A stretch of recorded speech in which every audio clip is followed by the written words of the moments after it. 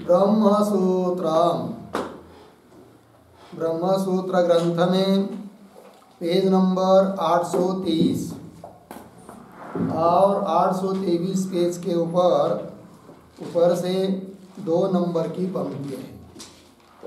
अन्याधिष्ठिताधिकरणम, ठीक है, और ये 6 नंबर का अधिकरण है। तो बात यह चल रही है तृतीय अध्याय प्रथम पाद, और तृतीय अध्याय के प्रथम पाद का यह 6 नंबर का अधिकरण है, और इस अधिकरण का नाम है अन्य अधिष्ठिताधिकरणम। सूत्र संख्या 24 से लेकर 27 तक इस अधिकरण में है। तो चलिए इस अधिकरण के भी जो 6 अंग है उनको हम लोग लिख लेते हैं। तो शीर्षक देंगे अन्याधिष्ठाधिकरणम, फिर नीचे के पंक्ति में लिखेंगे स्वर्गात् अवरोहताम जीवानाम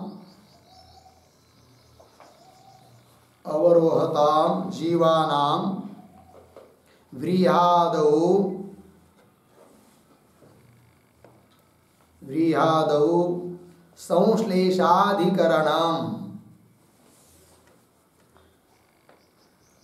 संश्लेषाधिकरणम, पूर्ण विराम कंस बंद। फिर नीचे की पंक्ति में नंबर 1 संगति बराबर पूर्वाधिकरणेन सह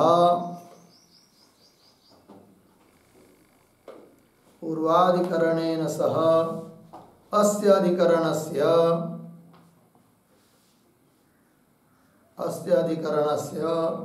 प्रत्युदाहरण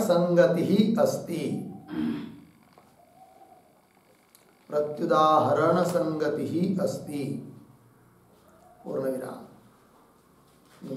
तथा ही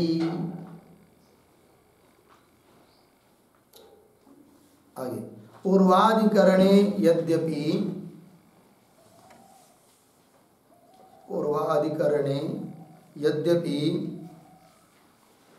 दुर्निष्प्रपतर शब्देन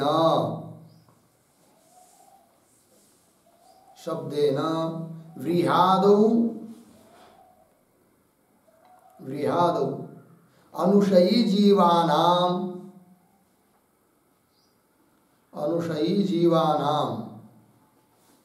चीरकालावस्थानं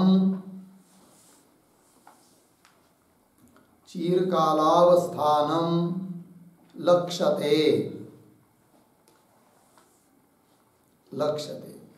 कौंस में लिखिए न्यायते,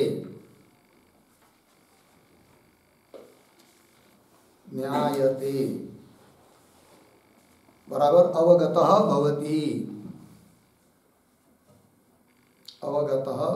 कंस बंद पूर्ण विराम। तथापि अस्मिन् अधिकरणे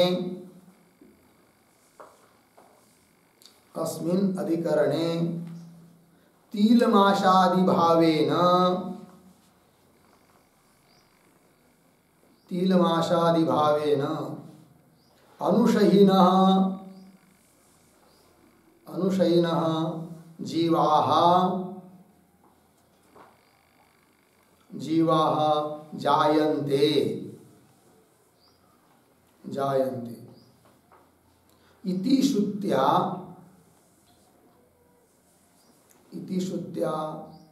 न किमपि लक्ष्यते,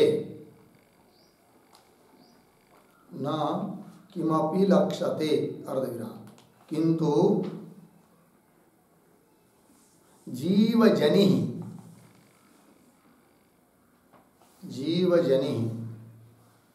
कंस में लिखिए जीवजन्म कंस बंद आगे मुख्या संभवती मुख्या संभवति इति पूर्वपक्षाभिप्रायेण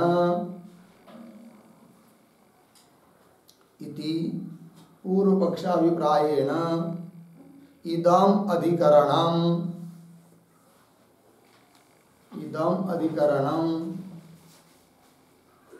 प्रत्युदाहरण संगत्या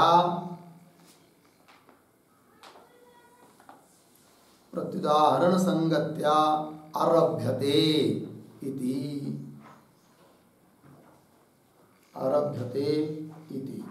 ठीक है, देखो भाई अर्थ। तो स्वर्ग से अवरोहताम जीवानाम, स्वर्ग से पुनः वापस लौटने वाले जो जीव है कि जिनको आकाश से लेकर व्रीहादि भाव तक ये सब भाव बताया था, तो व्रीहादिकों में उनका केवल संश्लेष से संबंध है। इतनी बात की सिद्धि करने के लिए यह अधिकरण चालू हुआ। तो पीछे के अधिकरण के साथ इस अधिकरण की संगति क्या है, तो संगति बता रहे। तो पूर्व अधिकरण के साथ इस अधिकरण की प्रत्युदाहरण संगति है। वो कैसे, तो बता रहे तथा ही करके। तो पूर्व अधिकरण में दुर्निष्प्रपतर शब्द से, दुर्निष्प्रपतर मतलब निष्क्रमण का काठिन्य, व्याधि भाव से निकलना कठिन है, ये बात बताया था। किंतु उस शब्द से लक्षित किया गया चिरकाल अवस्थान को, तो वही कहा व्रीहादौ अनुशयी जीवानाम चिर काल अवस्थानम लक्ष्यते। तो व्रीहादि भाव से उन जीवों का निकलना कठिन है। यह जो श्रुति में बात बताई है, तो उस शब्द की लक्षणा करके अर्थ निकाला गया कि व्रीहादियों में अनुशयी जीवों का चिरकाल तक अवस्थान रहता है, और उसके पीछे आकाशादि भाव को जब जीव उतरते समय प्राप्त हुए थे, उनके लिए विलंब लगता नहीं है। इस बात को बताया था, लक्षित किया था, लक्षणा की थी। उस प्रकार अब यहाँ पर इस अधिकरण में जिस श्रुति के आधार पर विचार करना है, तो किसी भी शब्द की लक्षणा करने की जरूरत नहीं। तो प्रत्युदाहरण हुआ, जैसा पीछे का है उससे विपरीत हुआ। इसलिए पीछे के अधिकरण के साथ इस अधिकरण की प्रत्युदाहरण संगति है। वही कह रहे आगे तथापि करके। तो अस्मिन् अधिकरणे, इस अधिकरण में तीलमाशादि भावेन अनुशयिन जीवा जायन्ते। तो व्रीहि, चावल, तिल, माश इत्यादि रूप से अनुशयी जीव मतलब स्वर्ग से आए हुए जीव, अपने साथ कुछ कर्म लाए हुए जीव तिल माश आदि रूप से उत्पन्न होते हैं। तो जन्यते जायन्ते ऐसी श्रुति है, उसकी लक्षणा वगैरह करने की जरूरत नहीं है, क्योंकि जन धातु का अर्थ उत्पत्ति ऐसा होता है, तो मुख्यार्थ ही लेना है। जैसे पीछे के अधिकरण में श्रुति के पद का मुख्य अर्थ न लेकर लक्षणा की गई, उस प्रकार इस अधिकरण में किसी भी पद की लक्षणा करने की जरूरत नहीं है, मुख्यार्थ ही लिया जा सकता है, ऐसा पूर्व पक्षी कह रहा है। अतः पीछे के अधिकरण के साथ इस अधिकरण की संगति बन गई। कौन संगति? प्रत्युदाहरण संगति। तो वही कह रहे जायन्ते इति श्रुत्या न किमपि लक्ष्यते, किंतु जीवजनी, जीवों का जन्म ही मुख्य रूप से हो सकता है। इस प्रकार का पूर्व पक्षी का अभिप्राय है। अतः उसी अभिप्राय को लेकर अधिकरण चालू हुआ। अतः इन दोनों अधिकरणों की संगति बन गई, प्रत्युदाहरण संगति हो गया। चलिए आगे। अब नंबर 2, विषय बराबर स्वर्गात् अवरोहताम जीवानाम,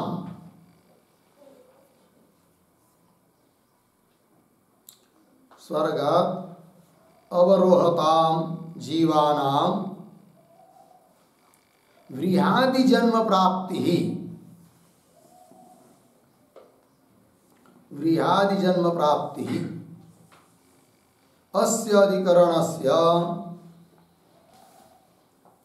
अस्य अधिकरणस्य विचार विषयः अस्ति, विचार विषयः अस्ति। ठीक, देखो भाई, तो स्वर्गात अवरोहताम जीवानाम, स्वर्ग से अवरोहन होता है जिनका, ऐसे जो जीव, उनको व्रीहादि जन्म प्राप्ति, व्रीहादि जन्म की प्राप्ति इत्यादि इस अधिकरण का विचार का विषय है। ठीक, फिर आगे चलते हैं नंबर 3 पर, संशय। संशय बराबर अवरोहे, अवरोहे प्रवर्षणानंतरम, प्रवर्षणानंतरम, आगे उद्धरण चिन्ह में, त इह व्रीहीयवा, व्रीहीयवा ओषधि वनस्पतयः, ओषधि वनस्पतयः तिलमाशा, तिलमाशा इति जायन्ते, इति जायन्ते, उद्धरण चिन्ह बंद। छांदोग्य 5:10:6, 5:10:6 इति, इति श्रुत्युक्तम, श्रुत्युक्तम व्रीहादि भावेन, व्रीहादि भावेन जीवानां, जीवानां किं मुख्यं जन्म, किं मुख्यं जन्म उत, उत क्षेत्रज्ञान्तर, क्षेत्रज्ञान्तर अधिष्ठितेषु, अधिष्ठितेषु स्थावर देहेषु, स्थावर देहेषु संश्लेष मात्रम, संश्लेष मात्रम इति भवति संशयः, इति भवति संशयः। ठीक, देखो भाई अर्थ, तो अवरोहे, अवरोह के प्रसंग में, श्रुति में, वेद उपनिषदों में जहाँ स्वर्ग से अवरोह बताया है, उस प्रकरण में ही प्रवर्षण तक बताया, प्रवर्षण भी बताया, उसके बाद में श्रुति आती है। क्या? तो मेघ होते हैं, मेघ से फिर वृष्टि होती है, वृष्टि से, वृष्टि के रूप से फिर पृथ्वी में जल जाते हैं, फिर व्रीहि बनते हैं, ऐसा बताया है ना। तो वही प्रवर्षणानंतरम श्रुति आती है। क्या? तो इह ते इह व्रीयवाः औषधय वनस्पतय तिलमाशा इति जायन्ते।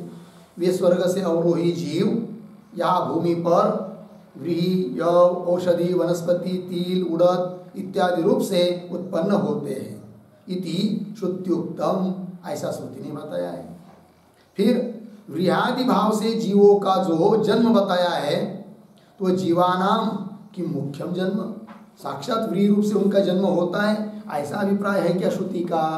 एक उत अथवा क्षेत्रज्ञान्तर अधिष्ठितेषु स्थावर देहेषु संश्लेष मात्र, ये दूसरा विकल्प। मतलब कैसे? तो क्षेत्रज्ञान्तर, क्षेत्रज्ञान्तर, क्षेत्रज्ञ कहते जीव को, क्षेत्रज्ञान्तर मतलब अन्य जीव, अन्य जीव मतलब जो जीव स्वर्ग से नीचे भूमि पर आ रहे हैं उनसे भिन्न जीव, है कि नहीं? जायस्व मृयस्व वाले जीव, और वे जीव व्रीहि आदि रूप से जन्म को प्राप्त हो चुके हैं। अतः व्रीहि आदि उनसे कैसे हो गए? वो उनके अधिष्ठित है कि उनसे अधिष्ठित हुए व्रीहि आदि। तो ऐसे जो अन्य जीवों को व्रीहादि भाव रूप से जन्म प्राप्त हो चुका है, ऐसे उन व्रीहादियों के साथ अवरोही जीवों का केवल संबंध हो जाता है, संश्लेष मात्र होता है, यह अभिप्राय है क्या? ये दूसरा विकल्प। तो दो विकल्पों में क्या हुआ? स्वर्ग से अवरोहण करने वाले जीव व्रीहादि रूप से साक्षात जन्मों को प्राप्त होते हैं, या अन्य जीव व्रीहादि रूप से जन्मों को प्राप्त हो चुके हैं, उनके साथ केवल संश्लेष मात्र होता है। इन दोनों में कौन बात है? ये विकल्प है, संशय है। ठीक है, तो वही तो जीवानाम की मुख्यम जन्म उत क्षेत्रज्ञांतर अधिष्ठितेषु स्थावर देहेषु, स्थावर देह पेड़ पौधा आदि ये सब उद्भिद जिसको कह सकते हैं, तो स्थावर देहेषु व्रीयवादि, तो संश्लेष मात्रम, संबंध मात्रम, संसर्ग मात्रम इति भवति संशय। तो दो विकल्प करके संशय हो गया। फिर आगे चलते हैं नंबर 4 पर। पूर्व पक्ष बराबर स्वर्गात अवरोही जीवानाम, स्वर्गात अवरोही जीवानाम व्रीहादि रूपेण,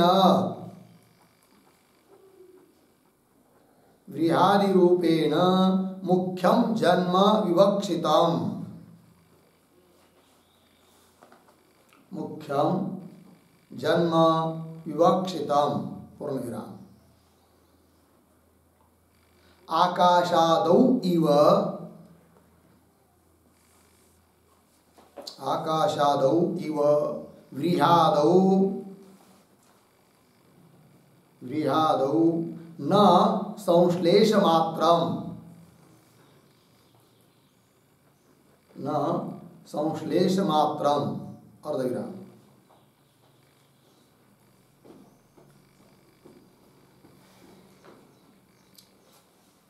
आगे उत्तरण चिन्ह में जायन्ते, उत्तरण चिन्ह बंद, इति श्रवणात्, जायन्ते इति श्रवणात् पूर्ण विराम। आगे न च स्वर्गे, न च स्वर्गे सुकृत फलम अनुभूय, सुकृत फलम अनुभूय अवरोहतः, अवरोहतः पाप फल रूपस्य, पाप फल रूपस्य स्थावर जन्मनः असंभवः, स्थावर जन्मनः असंभवः अर्धविराम। तद्हेतोः,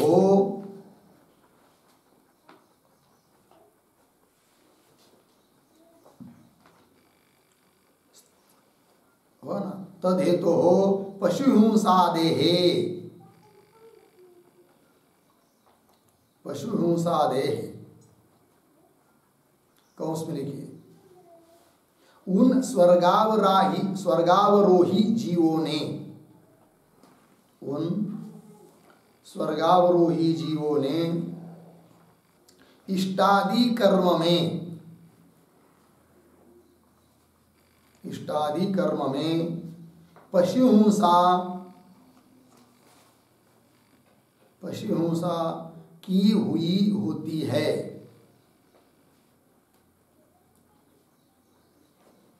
की हुई होती है। कौन सा बात? आगे विद्यमानत्वात्, विद्यमानत्वात् व्रीहादि स्थावर जन्म,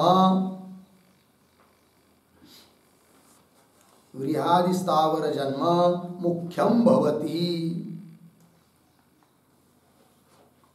मुख्यम भवति इति पूर्व पक्षः, इति पूर्व पक्षः। ठीक है, देखो भाई अर्थ। तो पूर्व पक्षी कहता है स्वर्गात अवरोही जीवानाम, स्वर्ग से अवरोहण होने वाले जो जीव है उन जीवों का व्रीहादि रूपेण, व्रीहि चावल वगैरह उड़द तिल मांस वगैरह रूप से मुख्यम जन्म विवक्षित, मुख्य ही जन्म विवक्षित है। अर्थात आकाश आदि मार्ग से आते आते व्रीहि आदि भाव को जब प्राप्त होते हुए जीव, तो वो व्रीहि आदि रूप से जन्म को प्राप्त हो जाते हैं, मुख्य जन्म हो गया। ये कह रहा है कौन? पूर्व पक्षी। कैसे? आगे, आकाशादौ इव व्रीहादौ न संश्लेषण। जैसे पीछे कहा था कि आकाश आदि की तुल्यता उनको प्राप्त होती है, अर्थात आकाश आदियों के साथ केवल संश्लेष होता है, तुल्यता होने से आकाश रूप नहीं, स्वरूप नहीं बन जाते, जैसा पीछे कहा था। उस प्रकार व्रीहि आदि के साथ उनका अवरोही जीवों का केवल संश्लेष नहीं होता है, उन रूप से वो जन्म को प्राप्त होते हैं। क्योंकि कौन बोल रहा है? पूर्व पक्ष। ये नहीं बोलना। आकाशादौ इव व्रीहादौ न संश्लेष मात्रम। क्यों? जायंती थी श्रवण, साक्षात श्रुति में जायंती ऐसा लिखा है, और जायंती जन धातु का रूप है, जन धातु का अर्थ उत्पन्न होना ऐसा है। आगे फिर पूर्व पक्षी को कोई पूछेगा, अरे भाई स्वर्ग से आए हुए वो, उनके पास पाप कहाँ है? क्योंकि स्थावर रूप से जन्म को प्राप्त होना ये पाप का फल है, और उनके पास तो पाप है नहीं, तो कैसे वो स्वर्ग से आए हुए जीव व्रीहि आदि चावल आदि स्थावर रूप से उत्पन्न हो पाएंगे? ऐसा यदि कोई शंका करेगा पूर्व पक्षी को, तो वो पूर्व पक्षी कहता है स्वर्ग से जो उतर रहे आ रहे जीव इस लोक में, उनके पास भी पाप है। बोलेंगे कैसे? तो उन्होंने स्वर्ग प्राप्त करने के लिए यज्ञ याग आदि कर्म किए थे, उससे कुछ पुण्य उत्पन्न हुआ, और उस यज्ञ में जो उन्होंने बलि दिया है पशु का, हिंसा हुई, तो हिंसा हुई तो पाप होगा। फिर उस पाप का फल भोगने के लिए, क्योंकि उन हिंसा से उत्पन्न जो पाप, उनका फल तो स्वर्ग में उनको मिल नहीं सकता, वहां तो केवल पुण्य का फल मिला है, सुख। फिर जब स्वर्ग से नीचे उतरते और भूमि पर आते हैं, तो जो यज्ञ में पशु हिंसा की थी, उससे जो पाप उत्पन्न हुआ था, उस पाप का फल रूप से व्रीहि आदि भाव को प्राप्त होते, जन्म को प्राप्त होते हैं, पेड़ पौधा वनस्पति बनते हैं। ये बोल रहा है कौन? पूर्व पक्षी। जबकि इस बात का खंडन होगा, है कि नहीं? वही दे रहा आगे, न च स्वर्गे, न कानवे बाद में, च स्वर्गे सुकृत फलम अनुभूय, स्वर्ग में सुकृत पुण्य अच्छे कर्म, उनके फल का अनुभव करके, सुख का अनुभव करके, अवरोहतः जीवस्य, उतरने वाले जीव के लिए तो पाप फल रूपस्य स्थावर जन्मनः असंभव न कानवे इधर है, तो पाप फल है कि नहीं, पाप का फल रूप से जो जन्म प्राप्त होता है, स्थावर जन्म, पेड़ पौधा आदि जन्म, उसके वो जन्म प्राप्त होना उनके लिए स्वर्ग से आए हुए जीव के लिए असंभव नहीं है। बोलेंगे उनके पास कहाँ से फिर पाप है कि जिसके बल पर ये जन्म मिलता है? तो बोलेंगे है, कहाँ है? वो आगे दे रहे, तद हेतु हो, तद हेतु का मतलब स्थावर, तद मतलब स्थावर आदि, और स्थावर आदि रूप से जो जन्म प्राप्त होना है, उसके लिए हेतु अर्थात कारण कौन? पाप, पशु हिंसा से किया हुआ पाप। तद हेतु हो पशु हिंसा देहे विद्यमानत्वात्, उस स्थावर जन्म का प्राप्त होने के लिए कारण जो पशु हिंसा, वो उनके पास है, क्योंकि उन्होंने पशु हिंसा की है। वही लिखा है कंस में, स्वर्गारोही जीवों ने इष्टादि कर्म में पशु हिंसा की हुई होती है, उसका फल उनको मिलेगा। विद्यमानत्वात् व्रीहादि स्थावर जन्म मुख्यम भवति, अतः व्रीहादि स्थावर रूप से उनका जन्म होना ये मुख्य ही है। ये हो गया भाई पूर्व पक्षी का अभिप्राय। चलिए आगे, अब चलते हैं नंबर 5 पर, सिद्धांत बराबर उत्तरण चिन्ह में, जायन्ते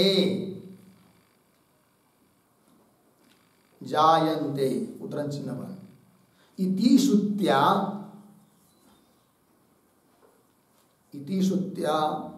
संश्लेष मात्रम विवक्षितम,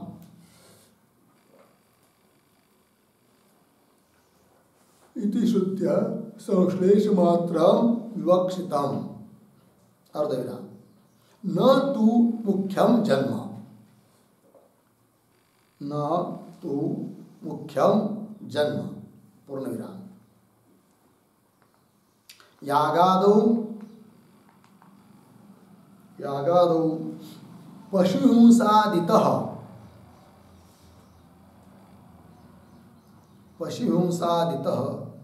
न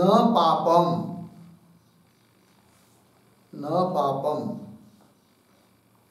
वैधत्वात् पूर्ण विराम। आगे अनुशयी जीवानां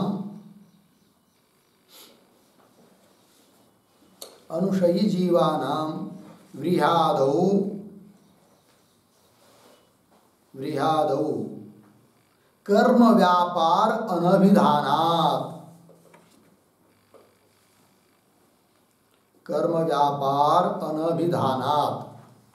पूर्ण विराम। कौंस में लिखिए स्वर्ग से आए जीवों का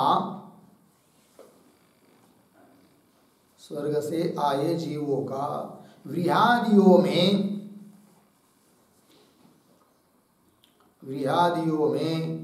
कर्म फल कहा नहीं है।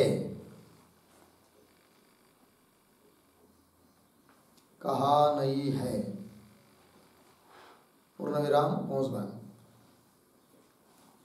यत्र तु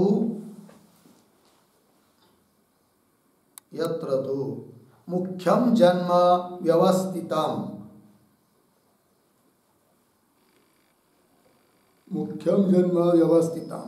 तत्र कर्म व्यापारम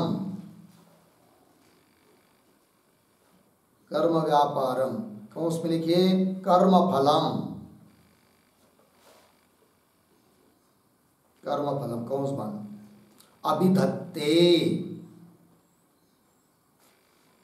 अभिधत्ते ध्यान देकर आगे रमणीय चरण उद्रचन में रमणीय चरणाः कपूय चरणाः उद्रचन इति रमणीय चरणाः कपूय चरणाः इति पूर्ण विराम। तस्मात् स्वर्गात् अवरोहतां जीवानां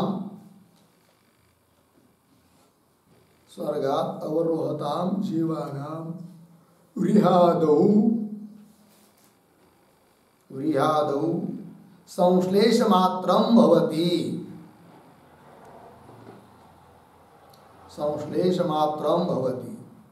इति स्थितम पूर्ण विराम। हो गया। देखो भाई अर्थ सिद्धांती कहते हैं जायन्ते इति श्रुत्या संश्लेष मात्रम विवक्षितम न तो मुख्यम जन्म।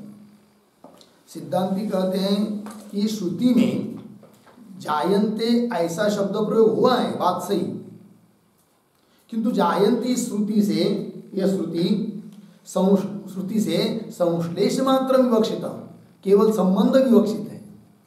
अन्य जीवों से अधिष्ठित है व्री चावल आदि, अर्थात अन्य जीव जो कि स्वर्ग से आए हुए नहीं है, ऐसे जीवों को व्रियादि रूप की प्राप्ति हुई है, वो कई हो गए अन्य जीव।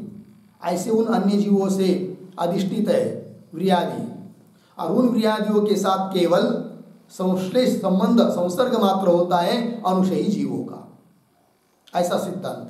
पंक्ति देखिए, तो जायन्ति श्रुत्या संश्लेष मात्र विवक्षित न तो मुख्यम जन्म, साक्षात उनका व्रियादि रूप से जन्म होता नहीं है।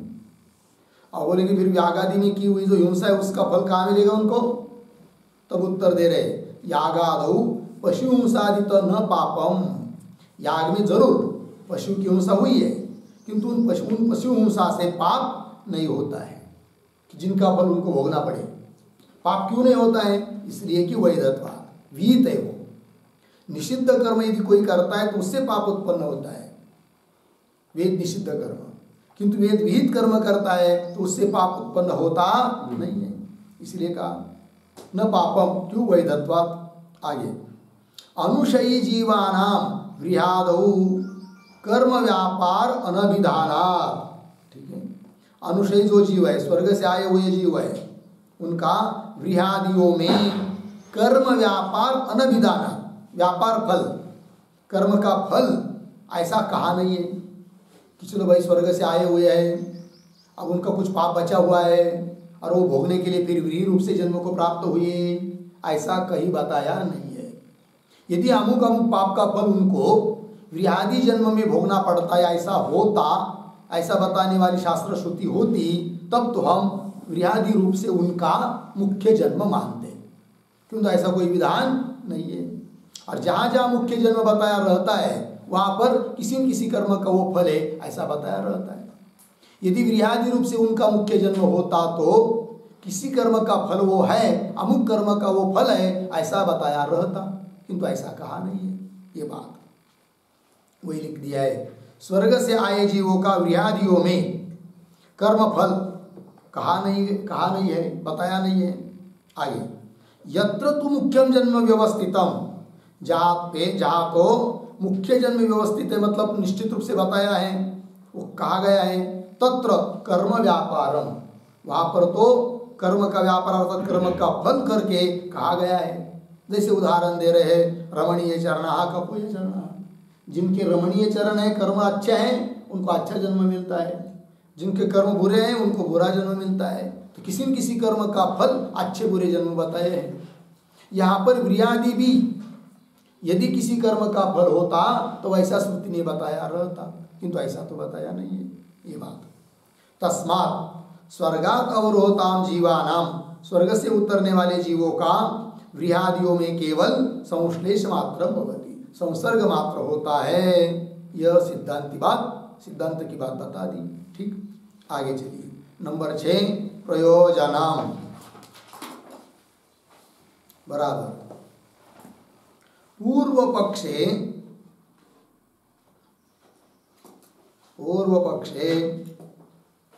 अनुशयिनाम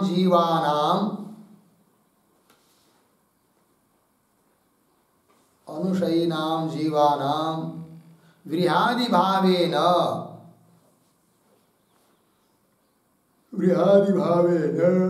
जनि मुख्या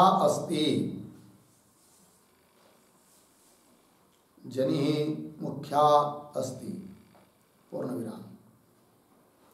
तत्स्थावरत्व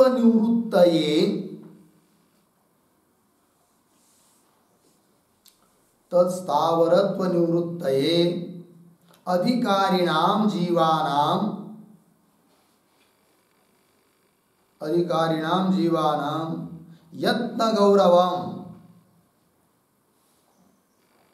यत्न गौरवम पौष में लिखिए अधिकम प्रयत्नम कौश फलम भवति पूर्ण विराम। सिद्धांते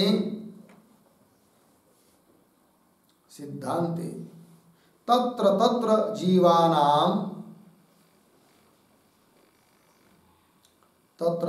जीवानां व्रीहादि संश्लेष मात्रम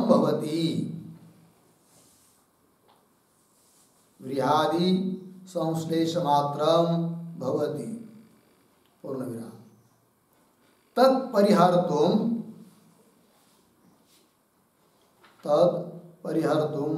यत्न लाघवम कौंस में लिखिए न्यून प्रयत्नम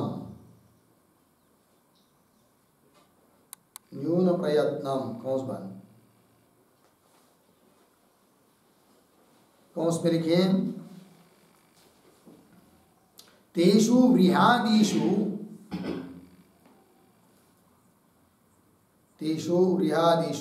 आसक्ति अभावात्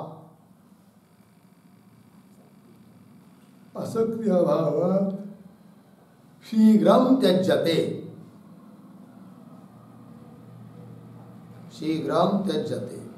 अतः न यत्नाधिक्यं भवति इत्यर्थः।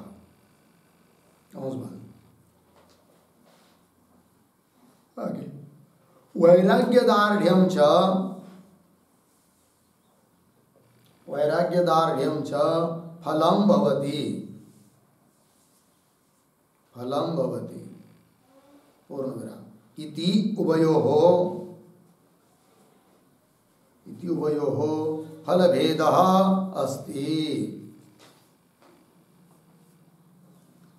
फलभेदः अस्ति। ठीक, देखो भाई अर्थ। तो प्रयोजन पूर्व पक्ष में अनुशयीनाम जीवानाम, अनुशयी जो जीव है जीवानाम व्रीहादि भावेन जनी मुख्या, व्रीहादि भाव से मुख्य जन्म बताता है पूर्व पक्षी। तो मुख्य जन्म है तो तत्स्थावरत्व निवृत्त है, फिर उस स्थावर भाव की निवृत्ति के लिए उन जीवों को, अनुशयी जीवों को जो उसमें अधिकारी है उनको अधिकारी नाम जीवानाम यत्न गौरवम, उसकी निवृत्ति के लिए अधिक प्रयत्न करना पड़ता है, क्योंकि उसकी उस रूप से जन्म प्राप्त हुआ, फिर उससे आसक्ति बन जाती है, और जिससे आसक्ति बनती है और बहुत दीर्घ काल रहता है तो छूटना छोड़ना बहुत मुश्किल हो जाता है, अतः प्रयत्न अधिक करना पड़ते हैं। और सिद्धांत में तत्र तत्र जीवानाम उन व्रीहादि भावों में जीवों का, जीवानाम व्रीहादि संश्लेष मात्र, व्रीहादियों के साथ अनुशयी जीवों का केवल संश्लेष मात्र है, संश्लेष मात्र है तो उनके साथ कोई आसक्ति नहीं है, तब तुरंत उनको छोड़ना आसान हो जाता है, तो ज़्यादा प्रयत्न करने नहीं पड़ते हैं। तो तत्परिहार्तुं यत्न लाघवम न्यून प्रयत्नम बताया, तो ये फल हुआ। और क्या फल है आगे आया ना, वैराग्य दार्ढ्यम च, और वैराग्य दृढ़ हो जाता है, ये सिद्धांतियों में फल बताया।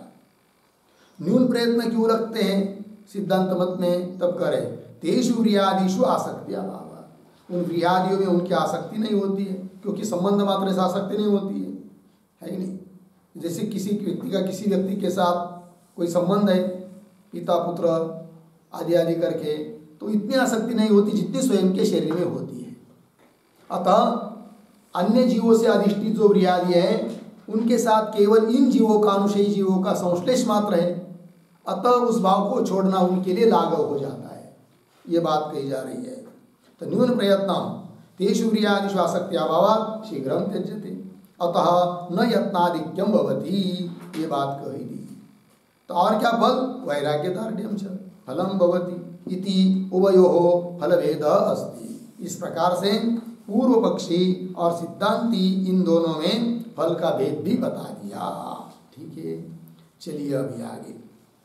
अब आगे हर एक अधिकरण के लिए अधिकरण का सार बताने के लिए जो वैयासिक न्यायमालाकार के हर एक अधिकरण के लिए 2 श्लोक होते हैं, उनका उच्चारण और अर्थ देख लेते हैं।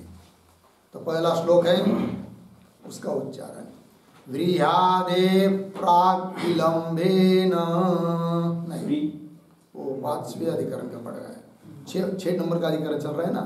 हाँ, व्रीहादौ जन्म तेषां स्यात्, व्रीहादौ जन्म तेषां स्यात् संश्लेषो वा जनिर्भवेत्, संश्लेषो वा जनिर्भवेत् जायन्ते इति मुख्यत्वात्, जायन्ते इति मुख्यत्वात् पशुहिंसादिपापतः, पशुहिंसादिपापतः व्रीहादौ जन्म तेषां स्यात् संश्लेषो वा जनिर्भवेत् जायन्त इति मुख्यत्वात् पशुहिंसादिपापतः। ठीक पदच्छेद देखिए, व्रीहादौ जन्म तेषां स्यात् संश्लेषः वा जनिः भवेत् जायन्ते इति मुख्यत्वात् पशुहिंसादिपापतः। ठीक है, चलिए भाई थोड़ा सा अन्वय। व्रीहादौ,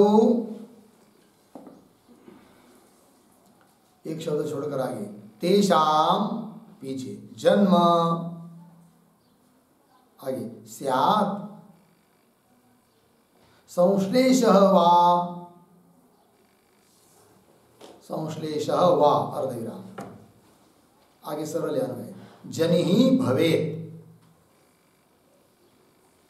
जायन्ते इति मुख्यत्वात् पशुहिंसादिपापतः। ठीक है, देखो भाई, तो पहले संशय, तो व्रीहादौ तेषां जन्म स्यात् संश्लेषः वा, ये संदेह हुआ, व्रीह्यादियों में तेषाम जन्म, तेषाम अनुशयी जीवानाम, स्वर्ग से आए हुए जीवों का क्या होता है, जन्म होता है, या उन व्रीह्यादियों के साथ संश्लेष होता है, केवल संश्लेष हुआ, विकल्प हुआ। तब पूर्व पक्षी बोल रहा है जनि ही भवेत्, व्रीह्यादि रूप में उनका जन्म ही होता है, पूर्व पक्षी।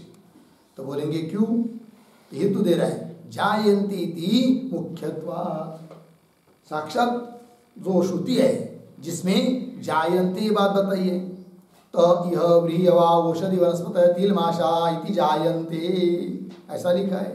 और जायन्ते का अर्थ होता है उत्पन्न होना, इसलिए उत्पन्न होते हम कह रहे, ऐसा बोल रहा है पूर्व पक्षी। एक हेतु हुआ पूर्व पक्षी का।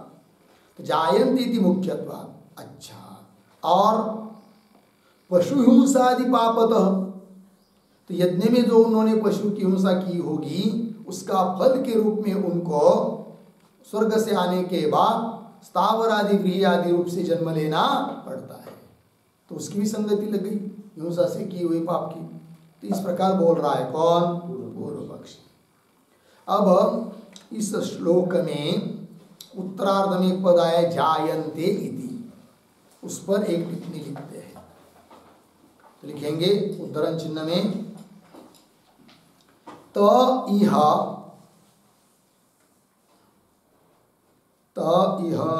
व्रीह्यवा ओषधि वनस्पतयः, व्रीह्यवा ओषधि वनस्पतयः तिलमाशा इति जायन्ते,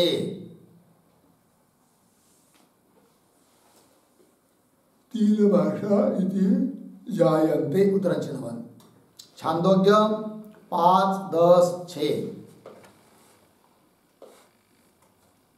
5:10-6 इत्यत्र जायन्ते इति उक्तम अस्ति, जायन्ते इति उक्तम अस्ति पूर्णविराम। तत्र जन धातोः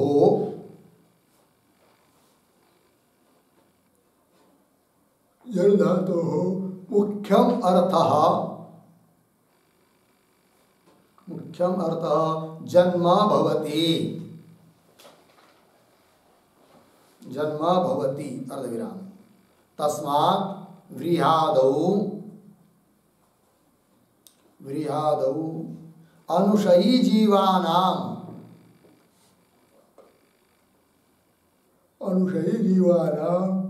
मुख्यम एव जन्म भवति, मुख्यम एव जन्म भवति इति पूर्वपक्षः,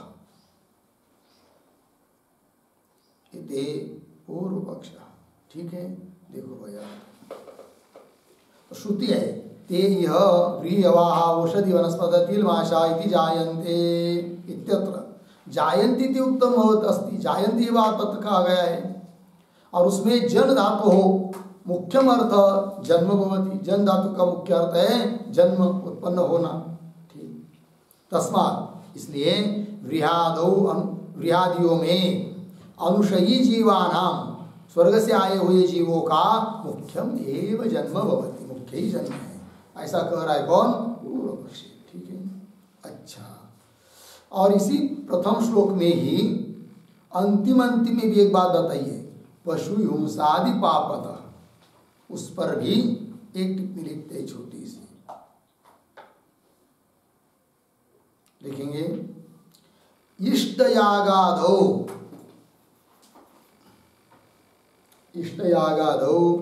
पशु हिंसा भवति,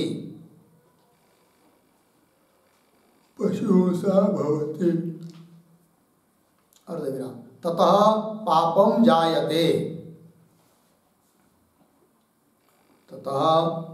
जायते, पूर्णविराम। तस्य फलं व्रीह्यादिभावेन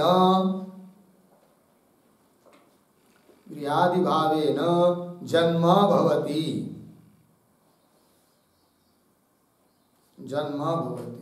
इति पूर्व पक्षाशयः।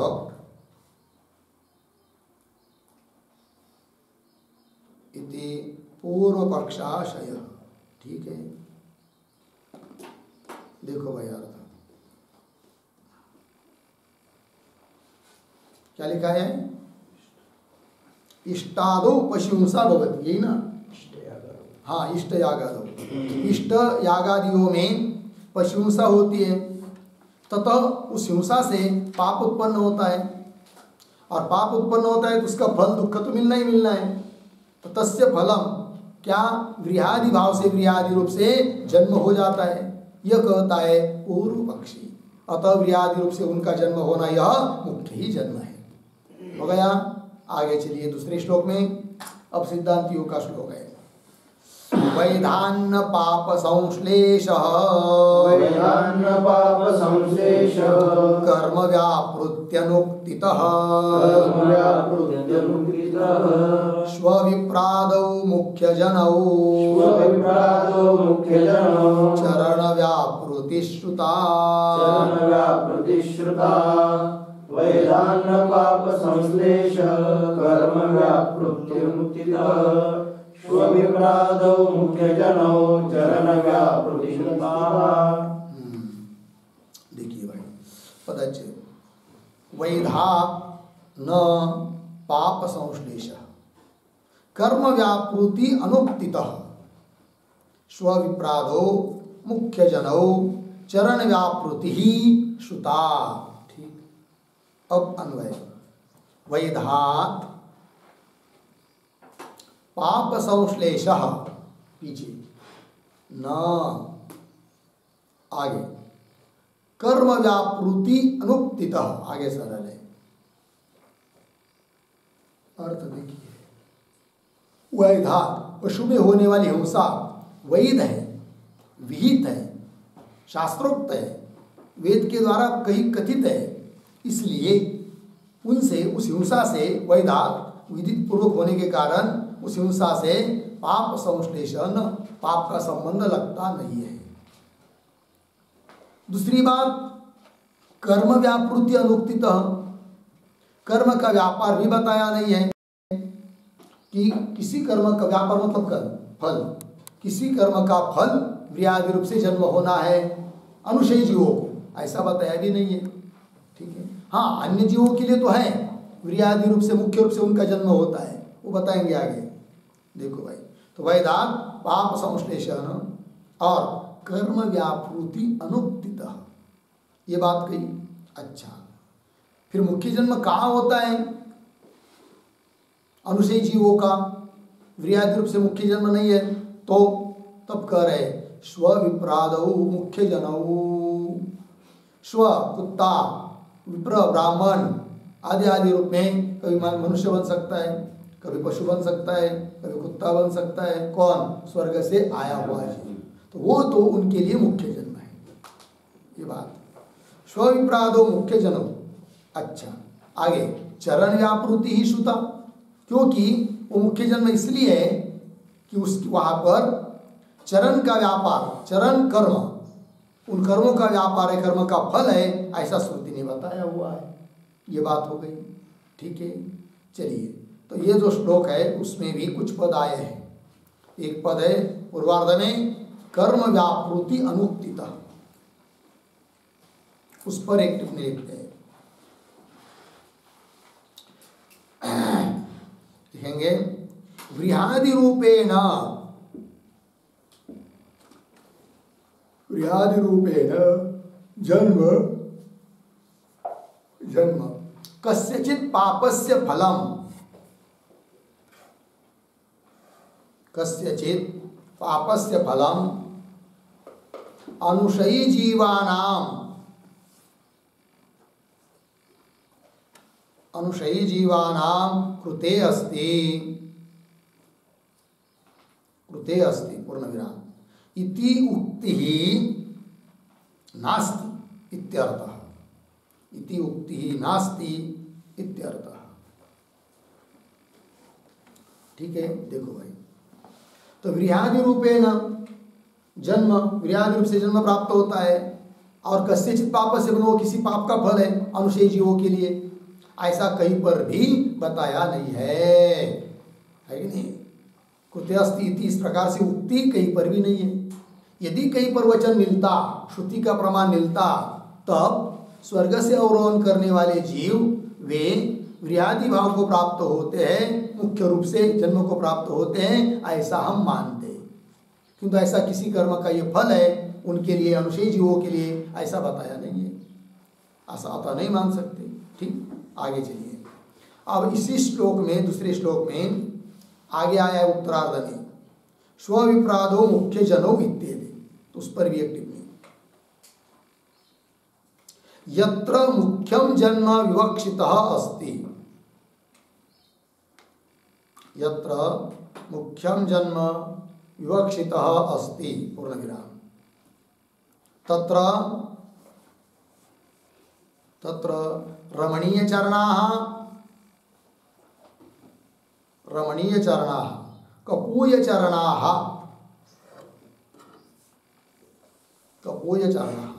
एवं रूपेण श्रुति कर्म व्यापारम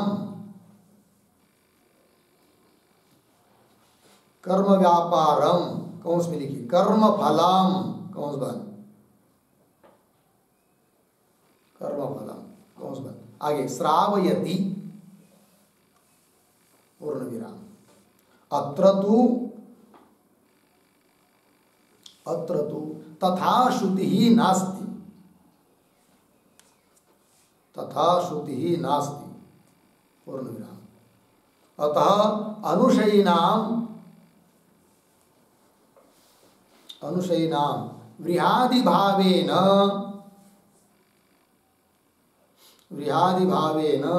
न मुख्यम जन्म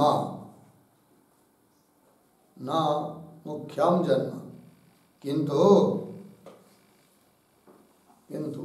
संश्लेष मात्रम भवति,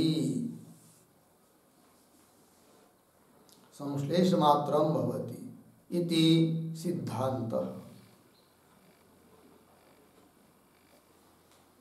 सिद्धांत, ठीक है। देखो भाई अर्थ, यत्र मुख्यम जन्म विवक्षित, जहां पर मुख्य जन्म विवक्षित है कि इसी रूप से जन्म को प्राप्त होता ही है, ऐसा विवक्षित है, तत्र वहां पर तो वह जन्म किसी न किसी कर्म का फल है ऐसा बताया हुआ रहता है।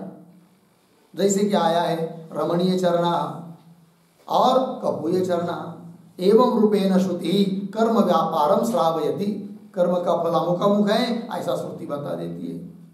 किंतु जो प्रकृत प्रसंग चल रहा है यहाँ, तो अत्र तो तथा श्रुति नास्ति, उस प्रकार की कोई श्रुति नहीं है।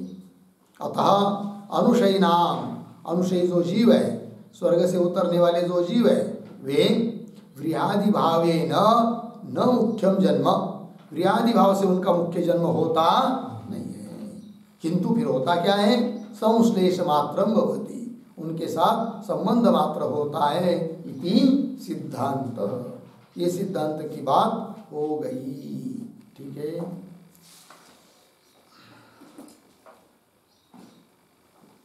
आगे क्या है, भाष्य है ना, किंतु अभी चलो एक दो पंक्ति ले लेते। तस्मिन् एव अवरोहे प्रवर्षणानंतरम पठ्यते, मिल गया। तो तस्मिन् इसके ऊपर लिखिए विचार विषय,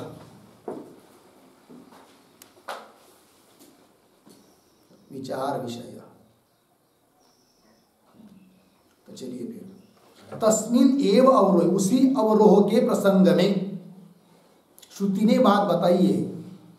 कब बताई है, प्रवर्षणानंतरम, वृष्टि के रूप में, बारिश के रूप में जब वे जीव भूमि पर आकर भूमि में प्रवेश कर जाते हैं, उसके बाद क्या होता है, इस बात को बताने के लिए श्रुति आई हुई है। क्या है वो श्रुति, वो श्रुति दे रहे हैं, तो यह व्रीहवा औषधि वनस्पतय तिलमाशाः इति जायन्ते, छांदोग्य 5:10:6 इति। तो ते इह वे लोग स्वर्ग से आए हुए व्रीयवादी रूप से, औषधि के रूप में, वनस्पति के रूप में, तिल के रूप में, उड़ित माशा के रूप में उत्पन्न होते हैं। ऐसा कह रही है श्रुति। इस श्रुति में यह पद आया है, ते पद आया है, उसका अर्थ लिखिए। यह बराबर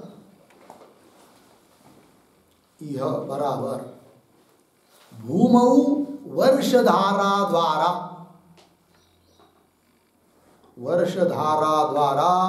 पतिताः आगे प्रतीक ते बराबर अनुशयिनः वृहादि साम्येन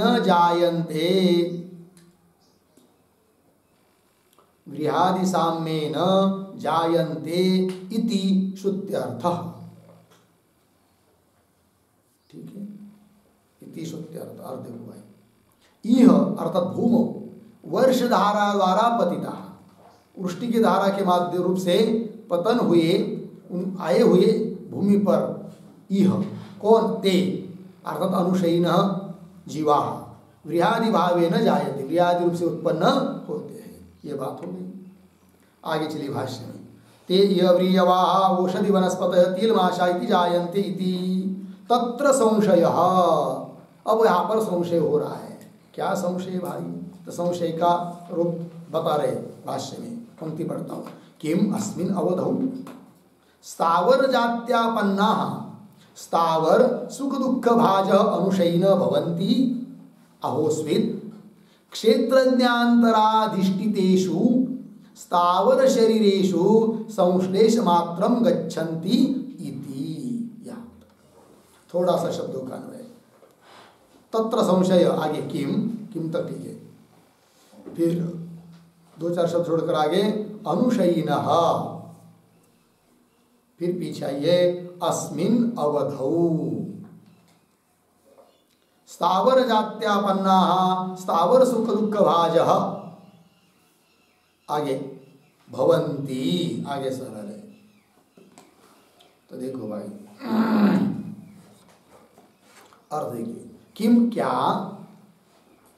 अनुशयिनः जीवा, स्वर्ग से उतरने वाले जीव, क्या अस्मिन् अवधौ, इस काल में। कौन काल बताएंगे? तो अस्मिन् अवधौ, तो अस्मिन् अवधौ का अर्थ लिख लीजिए। अस्मिन् अवधौ बराबर वर्ष सादृश्यानंतरम, वर्ष सादृश्यानंतरम